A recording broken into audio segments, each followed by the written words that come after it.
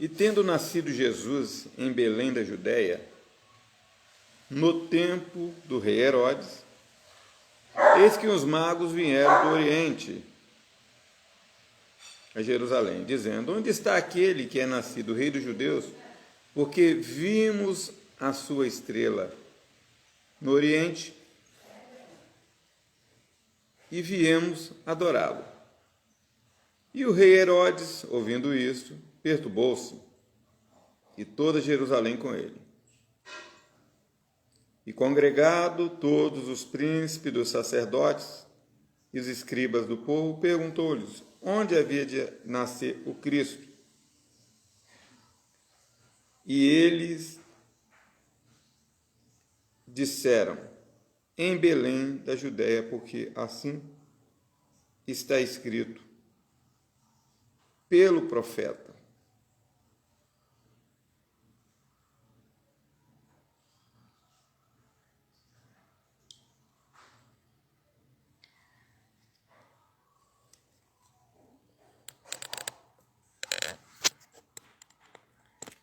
Gente, o Natal, deixa eu acertar aqui esse aparelhinho aqui.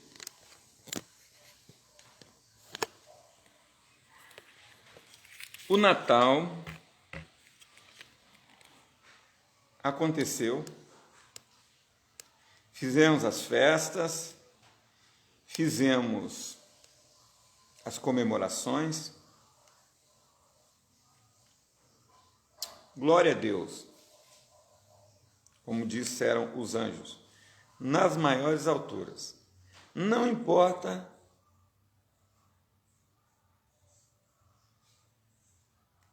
local e circunstância. O importante é que Jesus de Nazaré nasceu. Ele nasceu para salvar o mundo. Dito isto, está tudo bem. Porém, sempre tem o porém. Existe o texto e existe o contexto. E existe o que está por detrás do contexto.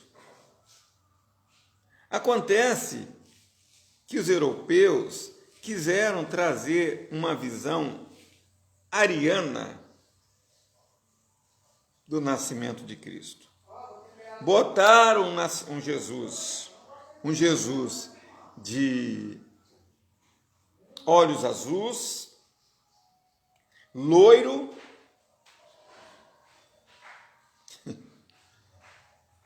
tá vendo? Jesus de olhos azuis, loiro e romano, criando com isso uma xenofobia, excluindo uma versão totalmente diferente dos relatos bíblicos.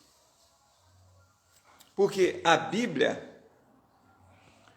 ela traz um relato interessante, que a maioria dos arianos, dos sectaristas e dos voltados para o fascismo, eles não mostram. Porque o próprio texto, ele está repleto de aspectos contra a xenofobia, contra a falta de humanidade e diversos detalhes e narrativas diferentes, mas ninguém mostra. Por quê? Por quê? Porque querem a versão do Cristo ariano. Querem a versão de um Jesus que não existiu. Quer ver? Eu vou mostrar alguns detalhes. Diz a Bíblia, primeira coisa, a versão de que para que Cristo viesse ao mundo e que cumprisse a profecia de Miqueias, teria que ter um império judaico, um império de leis e envolvendo Moisés, envolvendo os discípulos, envolvendo tudo isso. Não. Ele teria que nascer em Belém de Judá. Mas ele morava onde? Ele estava na barriga de Maria, uma jovem solteira, que ainda não havia se casado oficialmente, tendo tido relações com José, ela era virgem, portanto Maria engravidou de Jesus do Espírito Santo. Portanto, não há nada ali do homem. Ele foi gerado pelo fruto do Espírito Santo. Mas houve um decreto do César Augusto. César Augusto acordou de repente de manhã. Ele é um rei tirano, um rei que não era evangélico, não era judeu, não era cristão, não era nada disso. Ele simplesmente era um romano, um imperador romano, como Calígula e como Nero, mau. Mas Deus foi lá e colocou na cabeça dele, faça um decreto. Ele acorda de manhã, lá na Europa, lá em Roma, e lá ele diz o seguinte, eu quero que amanhã seja feito um decreto que todo mundo vai até a cidade de origem para se alistar. E Maria, que estava em Nazaré, portanto, com 9 meses, teria que ir até Belém de Judá, porque José, que Deus escolheu para ser o padrasto de Jesus, era um homem justo, era oriundo de Belém. E o Cristo teria que nascer em Belém. E chegando lá, andaram quilômetros. E aí, por força maior da lei de um imperador romano, César Augusto, fez com que Maria saísse. Vou citar um exemplo. Como nós estamos aqui na serra e Maria teria que nascer, Jesus teria que nascer em Vitória. Exemplo, tá, gente? É só um exemplo. Então José pegou o seu camelo, pegou seus cavalos, seus burricos de carga e foram com Maria, grávida. E Maria chegando lá não deu tempo, não tinha lugar para ela ficar, os hotéis estavam lotados e ela foi para um estábulo ou uma manjedoura. Ali Jesus nasceu, lugar onde os animais se alimentavam. Não porque José era pobre. A versão do pobrezinho nascer em Belém também está errada. Porque Jesus não era, Maria era de família de agricultores, portanto, criavam ovelhas também, e José era carpinteiro de ofício, uma profissão que só ele tinha, aprendeu com o pai dele. Portanto, para fazer cadeira, fazer escada, fazer qualquer coisa, tinha que ser José. Fazer um guarda-roupa, tudo, era ele. Portanto, ele tinha recursos para ir até lá e alugar um bom hotel, uma boa pensão. Mas não tinha lugar, porque, dado que quando tem carnaval, não esse ano, né? Não sei, em Salvador, muitas vezes não há espaço. Por quê? Porque muita gente vai para lá. Quando há uma Copa do Mundo no Rio de Janeiro, lotam os hotéis. Então, as pessoas vão ficar hospedadas na casa de pessoas, porque não tem espaço. Então, com Jesus, foi o seguinte: não havia espaço para ele, para Maria, em lugar nenhum, estava tudo superlotado, por causa do decreto do imperador, que era romano e não era judeu. Mas os judeus, sendo colônia, tiveram que ir. Mas eu quero mostrar outros detalhes. Primeiro, diz o texto que os reis do Oriente, da Índia, eram 3. Um da Índia, um da Pérsia e um da Arábia. 3 reis de nações diferentes. Tá vendo, gente? João capítulo 1 diz que ele veio para que eram os seus, mas os seus não receberam. Então, o próprio povo, os reis judaicos, o rei de Israel, os sacerdotes, os escribas,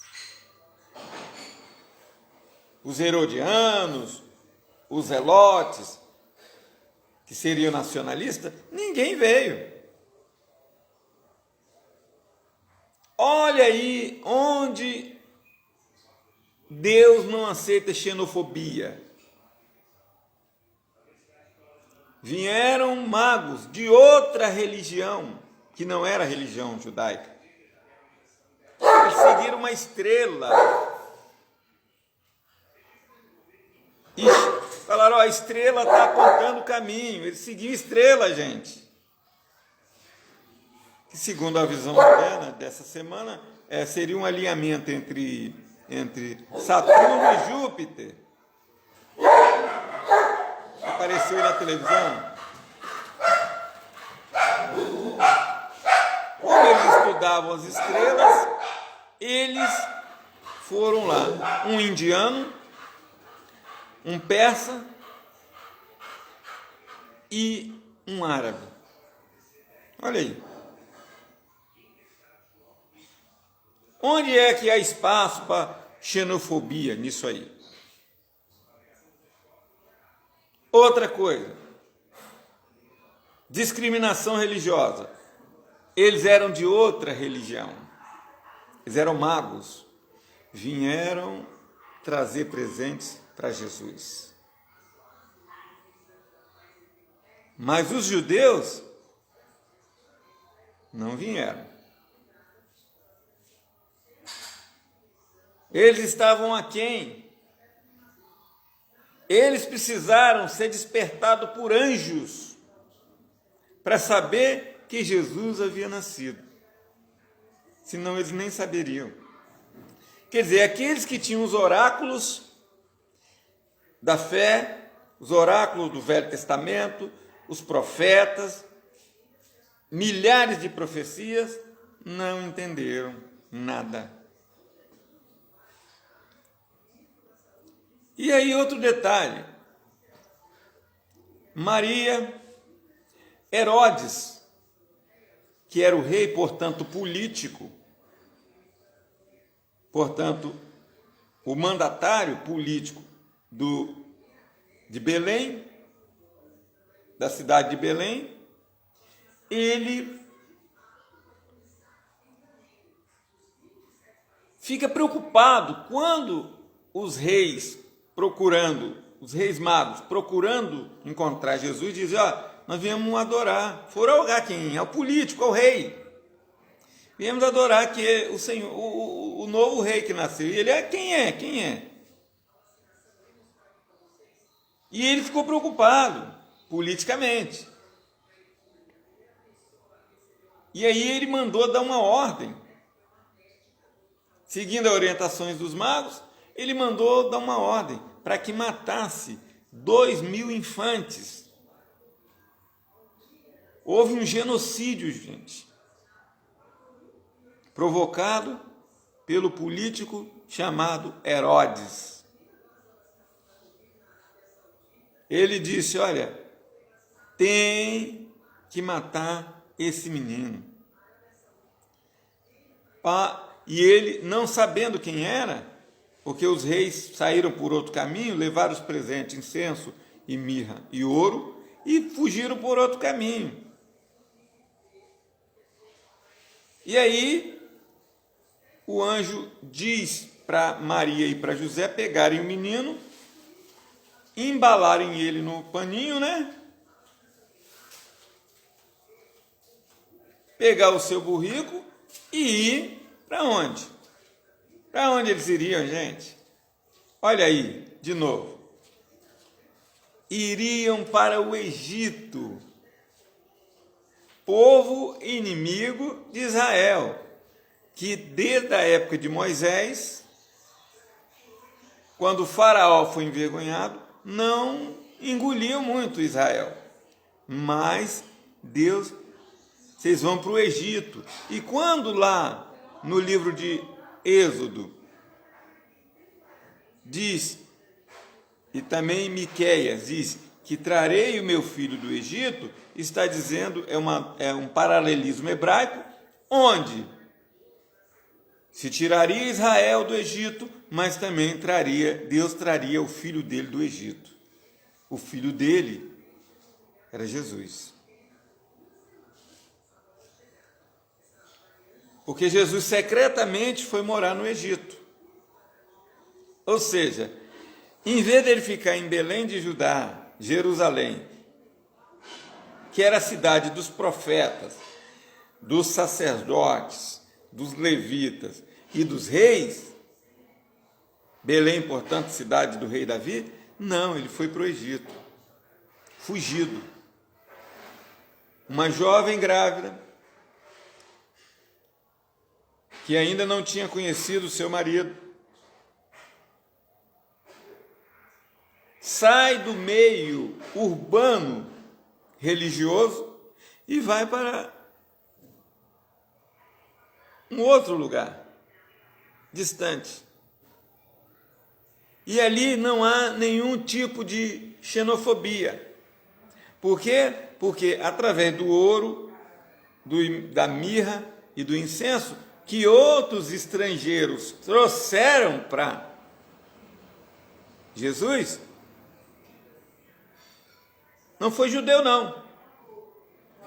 Não foi sacerdote, não foi ninguém. Foram pessoas de outras religiões que trouxeram. E disseram: olha o que Deus faz, gente. Olha o que Cristo faz. Essa versão é uma versão minha. Ninguém mostra isso. Leva ele até o Egito. E ali, através do ouro, incenso e mirra, porque eles ficaram bem abastados, eles foram abrindo caminhos. Olha, nós lá no passado, talvez José falasse, lá no passado nós tivemos aquele problema lá, de Moisés e Faraó, tal, abriu o mar, o império egípcio terminou ali, mas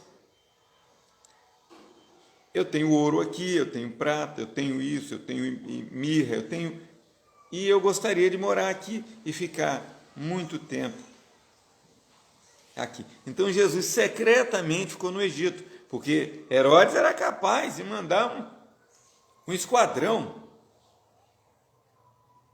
uma legião romana, para ir pegar Jesus. Então Jesus ficou secretamente, foi criado no Egito, até que Herodes morresse. E quando Herodes morre, o anjo aparece de novo e diz: não sabemos se Jesus já estava com 10, com 5, com 8 anos. E ele vive secretamente no Egito, e aí ele volta, porque ele precisava sobreviver. ele volta para onde? Não vai voltar para Belém de Judá e nem para Jerusalém. Você vai para Nazaré. E onde era Nazaré, gente? Nazaré ficava na Galileia, que significa Galil, círculo.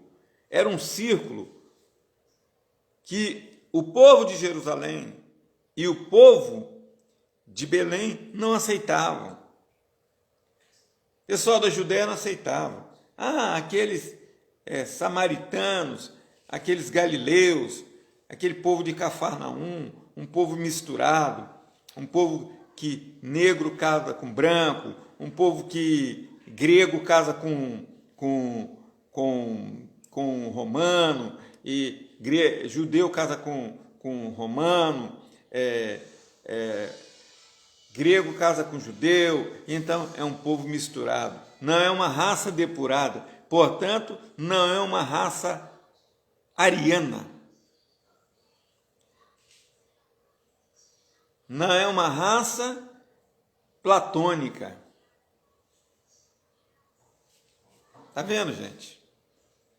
O contexto, porque há uma visão errônea dos fatos.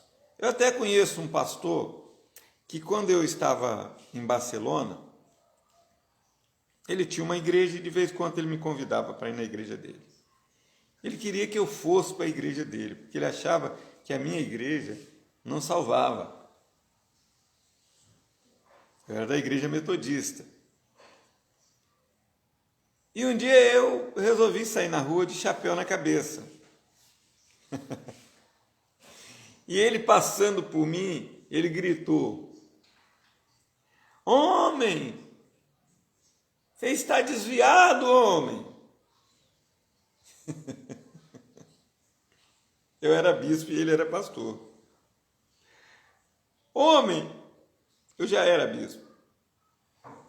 "Homem, você está desviado." Porque eu estava com um chapéu na cabeça. E ele é tão sem conhecimento, porque o judeu ortodoxo até hoje usa chapéu. E os metodistas do passado, da época de Wesley, usavam chapéu na cabeça. Assista os filmes, pesquisa a história do movimento wesleyano. Você vai ver que eles usavam chapéu na cabeça. Porque andavam distâncias. Eles eram itinerantes, porque eles andavam distâncias para pregar o evangelho e com chapéu na cabeça. De cidade em cidade, montavam nos seus cavalos, nos seus burricos e iam pregando o evangelho. Ele gritou para mim: "Homem, tu está desviado, homem." Porque eu estava com chapéu na cabeça. Você imagina que se ele me visse de boné, ele ia dizer que eu de boné, isso aí agora já está condenado ao fogo do inferno.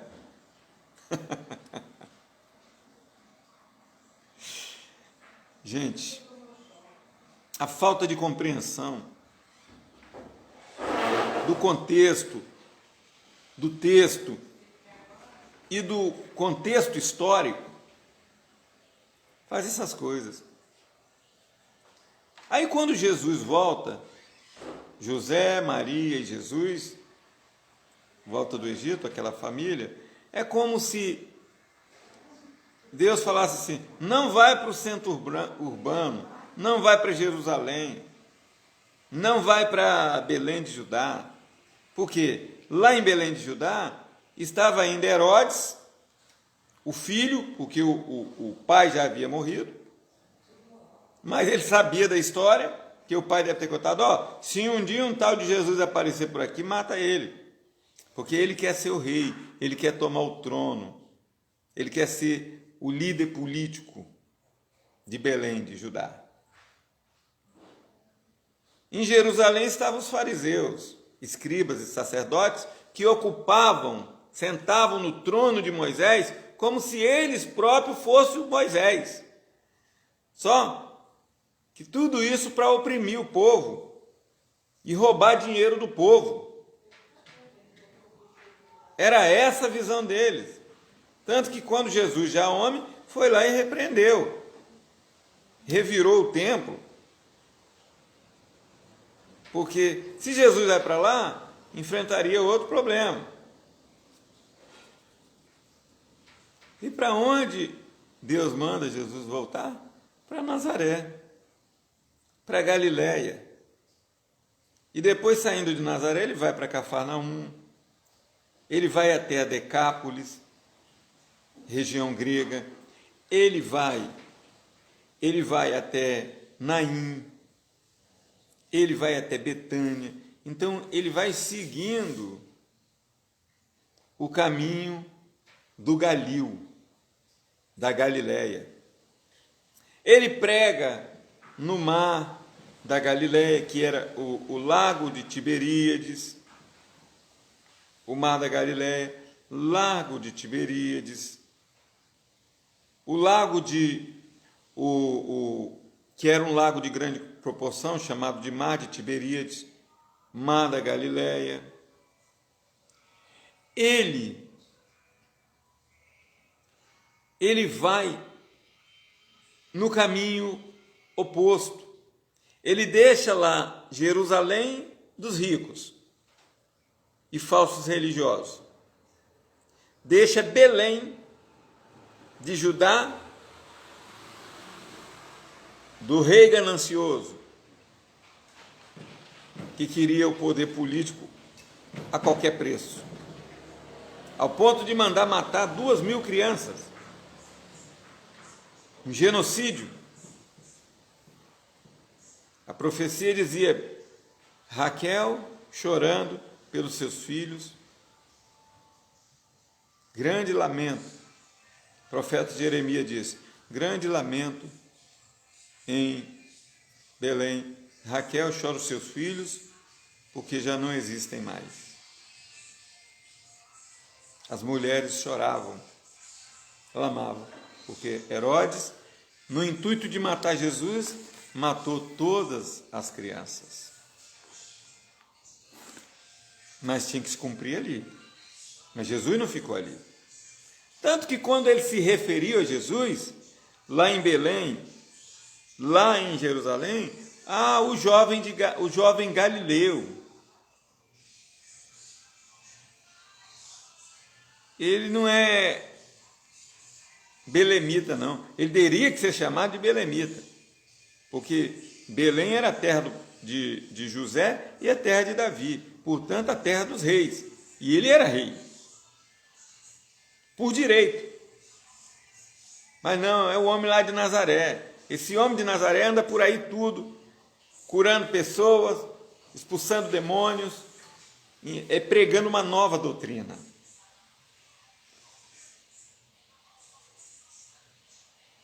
Então, quando Deus manda eles voltarem, eles voltam para onde? Para o Galil, o lugar onde tinha Maria Madalena, o lugar onde tinha o leproso, o lugar onde tinha os endemoniados, o gadareno, o lugar dos pecadores. Para eles lá. A mulher que ungiu Jesus, e eles disseram: não, se esse fosse profeta, não aceitaria essa mulher ungí-lo. Enxugou os cabelos, com seus cabelos, os pés de Jesus. Então Jesus, ele vem derrubando todo o preconceito humano. Mas o tempo passa, Constantino, rei romano, assume a igreja num golpe de Estado, diz que é cristão e que, após o declínio de Diocleciano, ele, um dos generais, eram 4, manda matar os generais e assume Constantino na batalha sobre a ponte do rio Mílvio. E ele dá um golpe de Estado, ele diz: agora nós somos cristãos. Em 322 depois de Cristo. E ele disse: olha, eu vi uma cruz vermelha chamada Labarium, e que eu ouvi uma voz dizendo que por esses esse sinal, a cruz vermelha, eu derrotarei todos os meus inimigos, dando com isso as cruzadas. Quem não se submetia a Constantino era exterminado. Então todo mundo teve que ser cristão obrigado. Não era mais por amor, não era mais por encontrar Jesus, era agora pela força e pela violência. Um estilo de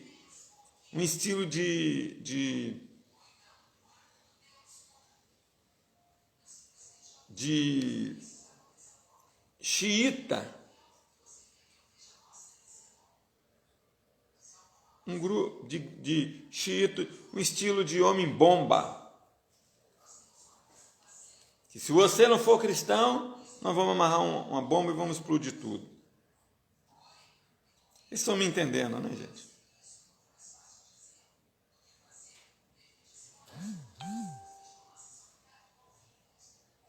E agora, o tempo passa, Deus levanta Lutero, em meio a essa visão ariana, traz um avivamento das Escrituras, e até aí tudo bem. A cultura continua. E Lutero, em 527, traz um novo avivamento. Na Inglaterra, também na Europa, 1835, John Wesley traz o avivamento social, que os pobres também deveriam ir para a igreja, deveria ser permitido aos pobres, porque os pobres eram proibidos de ir para a igreja,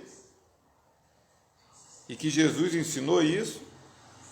Lutero ensina que o justo vive pela fé, e Wesley ensina que o cristão tem que praticar obras sociais. Mas aí chega quem? Lá pelo ano de 40, década de 40, chega Hitler. E Hitler traz uma visão platônica de belo. Todos temos que ser belos. Aqui não há lugar para negro. Aqui tem que ser alemão. Não era mais cabelo comprido, era cabelo curto, com olhos azuis. Todos têm que usar paletó e gravata.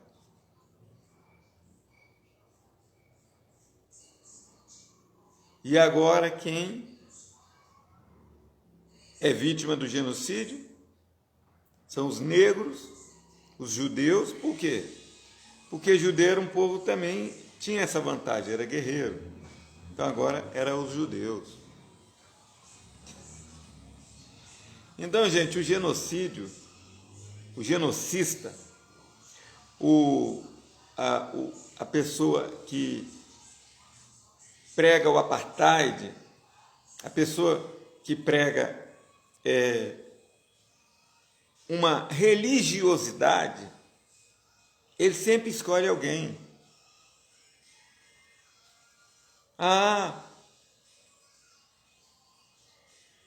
Não pode ser cigano, não pode ser negro, não pode ser isso. Então ele exclui as pessoas, sendo que Jesus inclui. Jesus inclui a todos. Jesus quer salvar a todos. Ele veio para salvar o mundo. Porque Deus amou o mundo de tal maneira que deu seu Filho unigênito, para que todo aquele que nele crê não pereça, mas tenha a vida eterna. João 3,16. E o 37 diz assim: porque Deus enviou o seu Filho ao mundo, não para que condenasse o mundo, mas para que o mundo fosse salvo por ele. Isso é o Natal, gente. Não é um Natal de exclusão, Não é um Natal que separa o centro urbano da periferia. Não é um Natal que obriga pessoas a fugirem de uma região movido por uma xenofobia, porque são brancos ou são negros, ou porque são altos ou são baixos, ou porque são pobres, ou porque são judeus, ou porque são árabes. Não.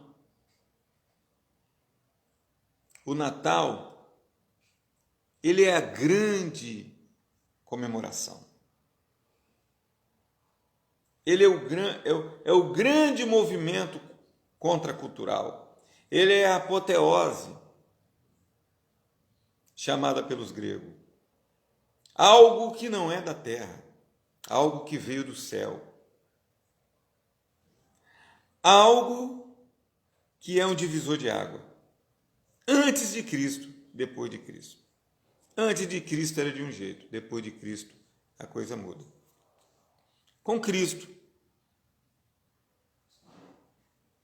nós somos todos irmãos.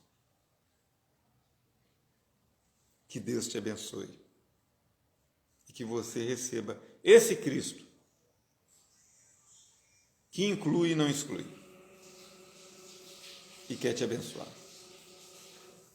Deus te abençoe.